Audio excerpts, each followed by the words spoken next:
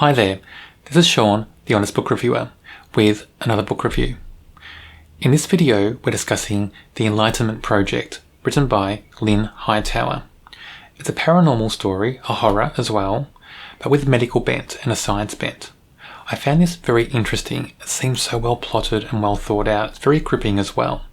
It's a very good read, and I'd never read anything by Lynn Hightower in the past, but I found this so fascinating and so entertaining and gripping. I do want to read more by this author. Noah, our main character, is a neurosurgeon, but he's also got a secret. As a child, he was possessed by a demon, and there was a priest who helped him, who exorcised that demon from him. It took a little while for that to happen in the past, as we learn, but it did happen, and the demon was exorcised, and Noah then led a productive life, and he's now a neurosurgeon, but he's in the midst of an experiment of sorts. They're doing trials in the hospital where he works, and what they're doing is they're trying to trigger certain parts of people's brains.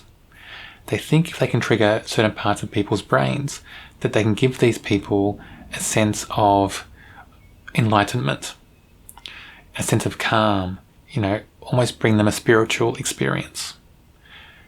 So they're getting people who have diagnoses of clinical depression, different things like that. And they're trying to ease their minds, give them enlightenment and calm and these experiences to try to bring about peace in their lives and see if they can. And they're mapping the brain as they do this to see what changes they can affect in people's minds. What Noah doesn't realize is that with these experiments, when they're opening people's minds up, they're also opening people's minds up to the chance for demons to possess them. So we've got a link back to his past. He was possessed as a child, and now this experiment is allowing other people to become possessed as well. Perry, who's a priest, and he's the priest that helped Noah as a child, Perry comes to him with a request. One of the people who was one of the patients in this experiment, Perry thinks he's possessed, and he wants Noah to help. Perry wants to do an exorcism on this person, and he wants Noah to track the brain, to monitor the brain activity during this exorcism. That's quite intriguing in this story. We're bringing in medical science, but we're also bringing in paranormal, and we're bringing in the religious aspect as well. Demons taking over people and what that means for our characters and their lives. Also in this story, we've got a strange person who seems to be stalking Noah and his family, and he's a leader of a church. A very strange church, it seems, as well, and very strange beliefs. He keeps turning up, lurking outside Noah's house and just appearing at different times when Noah's going places. He seems very dangerous, and he has some very dangerous followers. They seem linked to the experiments. They seem to want Noah to stop the experiments. And they don't want Noah to help this person who's possessed, or they think who's possessed. Why is that? Why is everything linked? And who is this person? Because this person that's stalking him looks like a person that Noah knew from his past. He looks like the person or the shape of the demon he saw as a child. The shape of the man's body the demon may have taken at certain times. That's all very interesting in this story, very gripping and quite thrilling. And the psychological aspect in this book plays very strongly all the way through, for all the characters as well. So I think the author did a great job in just merging all these different themes and all these different genres into one. And medical, paranormal, psychological, horror, to create a really good thriller. And at times a very good slow burn thriller. There's also some times of some quick action as well. So it's a great blend, but it is a great slow burn thriller for the most part.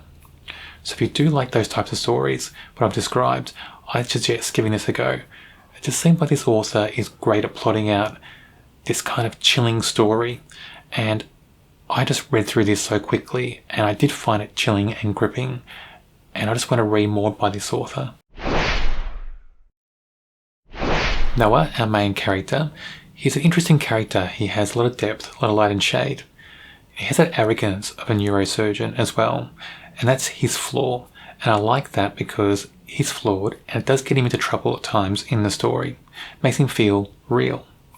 I think the author did a great job in balancing his personality in this story, having his flaws, having his ego play out as well at certain times in the story, what that means for the character and for the people around him. The author did a great job in giving us that character, Noah, in this story. Perry the priest was a good character as well. He's interesting because he has doubts. As a priest, he's doubting his faith at times and doubting his convictions, and that made him seem very interesting in this story, especially from the character of a priest from that point of view. I found him very real in the story. He's also a character with flaws. He also has ego as well in the story, and his ego gets him into trouble at times. So again, a very well constructed character with light and shade, and just very well written in this story. The way he's written into the whole story just seems well thought out. Moira, Noah's wife. Now, she's an okay character. I didn't buy into this whole thing with Moira being so upset because Noah didn't tell her about him being possessed as a child. She just went over the top with it, I think. It was just too much. You know, he didn't tell her, and then she was just insulted, and it was the worst thing in the world, and she didn't think she could trust him anymore, and it was going to break the whole marriage apart. You know, I thought that was just a bit over the top for the story. Taking that away, even though it was a big part of her personality and her character in the story, everything else about her is okay. But because that part plays so much, Moira just, I thought, was not as well written and as well constructed in this story as the other characters. That's a bit of a shame, because I thought that Moira could have been a much better character. I did enjoy this story a lot. I like the psychological aspect of it. I like the slow burn thriller aspect of it as well. I also like the paranormal aspect in this as well. All those things blending into a great thriller and a great horror. I found it a very, very good read, and I do recommend it to people out there who like paranormal stories and horror stories. It's not a gory horror, so it's more of a soft horror, but it's a very, very gripping story. I rate this a 4 out of 5. I enjoyed it very much. On my channel, I do review other horror novels. If you're interested in those videos, check out my channel and subscribe.